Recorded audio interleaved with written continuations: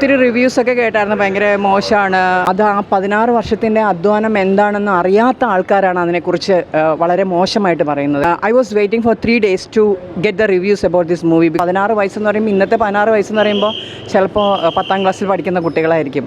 അന്ന് ബ്ലെസ്സി സിനിമയെക്കുറിച്ച് ചിന്തിച്ചപ്പോൾ ഇത്രയും നല്ലൊരു മൂവീനെ ഇത്രയും മോശമായിട്ടുള്ളൊരു അഭിപ്രായം പറയുക എന്ന് പറയുന്നത് ഇറ്റ് ഈസ് റിയലി പാത്തറ്റിക്. ഒരു 14 വർഷത്തെ ഒരുപാട് കാത്തിരിപ്പിന് ശേഷം നമുക്ക് കിട്ടിയ ഒരു മഹാഭാഗ്യമാണ്.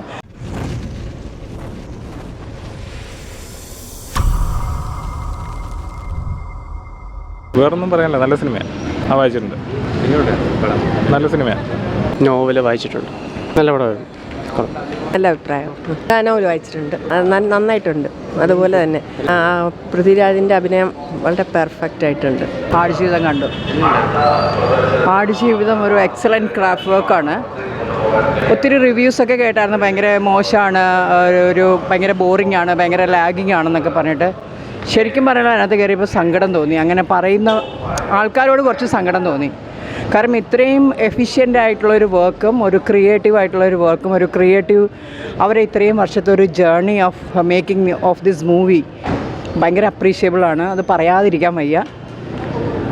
അതിലുള്ള ഓരോ സീൻ ബൈ സീനായിട്ട് എടുത്ത് നോക്കുകയാണെങ്കിൽ നമുക്ക് if we were in that situation, that is what I was feeling about the movie.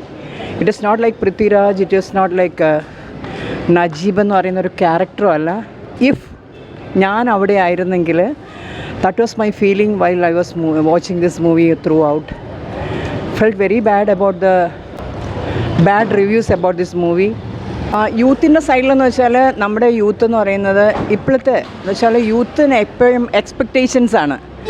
ഭയങ്കര ഫാൻറ്റസി വേൾഡിലാണ് ഇന്നത്തെ നമ്മളുടെ യൂത്ത് എന്ന് പറയുന്നത്.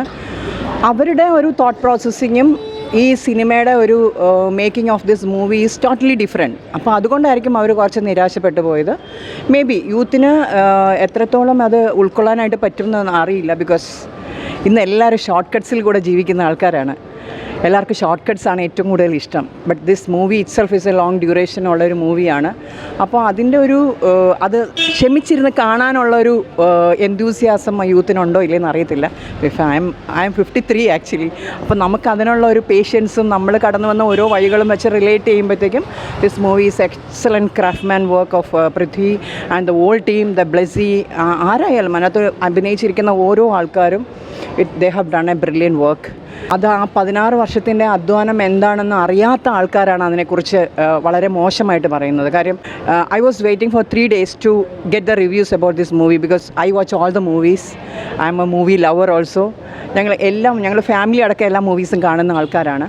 അപ്പോൾ ആ 16 വർഷത്തെ ജേർണിയുടെ ആ ബുദ്ധിമുട്ട് എന്താണെന്ന് അറിയാത്ത ആൾക്കാരാണ്. ഈ 16 വയസ്സെന്ന് പറയുമ്പോൾ, ഇന്നത്തെ 16 വയസ്സെന്ന് പറയുമ്പോൾ ചിലപ്പോൾ 10ാം ക്ലാസ്സിൽ പഠിക്കുന്ന കുട്ടികളായിരിക്കും അന്ന് ബ്ലെസ്സി സിനിമയെക്കുറിച്ച് ചിന്തിച്ചപ്പോൾ ഉണ്ടായിരുന്നത്. അപ്പോൾ അവരുടെ ആ ഒരു ജേർണിയിൽ ബ്ലെസ്സിയുടെ ജേർണിയും ഇന്നത്തെ കുട്ടികളുടെ ജേർണി ഈസ് ടോട്ടലി ഡിഫറെൻറ്റ്. അവരൊരു ഡിഫറെൻറ്റ് പേഴ്സ്പെക്റ്റീവിൽ ജീവിക്കുന്ന ആൾക്കാരാണ്. അപ്പോൾ അതുകൊണ്ട് അവർ പറയുന്നതിന് എത്രത്തോളം മൂവി എന്ന് പറയുമ്പോൾ എപ്പോഴും എൻ്റർടൈനിങ് ആയിട്ടാണല്ലോ നോക്കുന്നത്. ഒരു റിയൽ ലൈഫുമായിട്ട് അതിനെ കണക്ട് ചെയ്തിട്ട് അതിനെ എത്രത്തോളം അതിൻ്റെ പേഴ്സ്പെക്റ്റീവ്സ് എന്താണെന്ന് മനസ്സിലാക്കാനോ അല്ലെങ്കിൽ അതിൻ്റെ പേഴ്സ്പെക്റ്റീവ്സ് എത്രത്തോളം മനസ്സിലാക്കിയിട്ടാണ് ഇതിനെക്കുറിച്ചൊരു റിവ്യൂ ഇങ്ങനെ പറയുന്നതെന്നുള്ളത് it's a big question and it is very contradictory. Because ഇത്രയും നല്ലൊരു മൂവീനെ ഇത്രയും മോശമായിട്ടുള്ളൊരു അഭിപ്രായം പറയുക എന്ന് പറയുന്നത് ഇറ്റ് ഈസ് റിയലി പാത്തറ്റിക്. അത് ഏത് ആസ്പെക്റ്റിൽ പറഞ്ഞാലും ഒരാളുടെ ഹാർഡ് വർക്കിനെ കുറിച്ച് it is a hard work of a team, ഒരു ബിഗ് ടീമിൻ്റെ ഹാർഡ് വർക്കാണ്. അപ്പോൾ അതിനെക്കുറിച്ച് പറയുമ്പോൾ കുറച്ച് സങ്കടമുണ്ട് കേൾക്കാൻ. It's not like a fan of any one, but it is a creative work, it is a craftsmanship. ഒരു വലിയൊരു ടീമിൻ്റെ ഒരു 14 വർഷത്തെ ഒരുപാട് കാത്തിരിപ്പിന് ശേഷം നമുക്ക് കിട്ടിയ ഒരു മഹാഭാഗ്യമാണ്. അതിൻ്റെ എനി ടെക്നിക്കൽ ടീമായാലും ടെക്നിക്സ് ഓഫ് ദ ടീമായാലും ക്യാമറ വർക്ക് ആണെങ്കിലും അതിൻ്റെ മ്യൂസിക് ആണെങ്കിലും അതിൻ്റെ ഓഡിയോ ആണെങ്കിലും വാട്ട് എവർ അതിൻ്റെ ഒരു റിയാലിറ്റീനെ കണക്ട് ചെയ്ത് അത്രത്തോളം ഭംഗിയായിട്ട് അതിൻ്റെ real essence of that movie അല്ലെങ്കിൽ അയാൾ എത്രത്തോളം അനുഭവിച്ചു എന്നുള്ളത് അത് പുറത്തു കൊണ്ടുവരാനായിട്ട് ഈ സിനിമയിൽ കൂടെ പറ്റി എന്നുള്ളതാണ്.